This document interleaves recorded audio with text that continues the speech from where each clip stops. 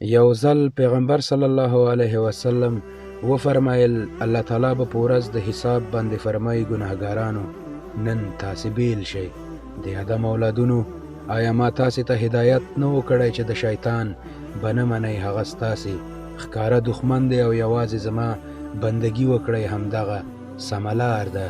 خو سره له دې شیطان ستاسې څخه یوه لویه ډله ګمراه کړه. آیا تاسې نه پوهېدئ دا همغه دوزخ ته چې تاسې به ترې ویرول کېدلی؟ کوم بد اعمال چې تاسې په دنیا کې کول د هغه په بدله کې اوس د ده د سوځېدو مواد شئ.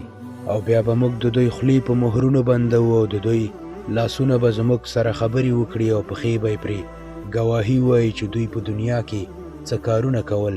او که موږ وغواړو نو د دوی سترګې به پوښلې او هوارې کړو، بیا د دوی د لارې خواته په منډو وګوري نو څنګه به دوی لاره وویني.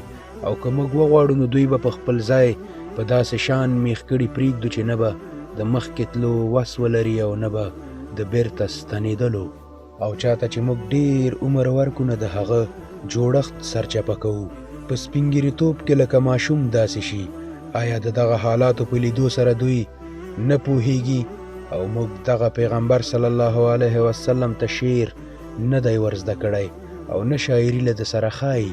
دا خو یو نصیحت او روښانه لوستل کیدونکی کتاب دی تر څو هر هغه څوک تنبیه کړي چې ژوندي وي او په انکار کوونکو د عذاب خبره ثابته پاتې شي. السلام علیکم.